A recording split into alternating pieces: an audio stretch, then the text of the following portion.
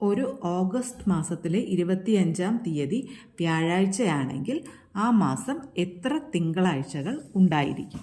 അപ്പോൾ Sunday, Monday, Tuesday, Wednesday, Thursday, Friday, Saturday. അതിൽ വ്യാഴാഴ്ച 25-ാം തീയതി ഒരു വ്യാഴാഴ്ചയാണെങ്കിൽ 24 ബുധൻ, 23 ചൊവ്വ, 22 തിങ്കൾ. 22 തിങ്കളാണെങ്കിൽ 15 തിങ്കളായിരിക്കും, 8 തിങ്കളായിരിക്കും, 1 തിങ്കളായിരിക്കും, അതുപോലെ 29 തിങ്കളായിരിക്കും. അപ്പോൾ നമുക്ക് മനസ്സിലാക്കാം, 1, 2, 3, 4, 5 തിങ്കളാഴ്ചകൾ ഉണ്ടായിരിക്കും.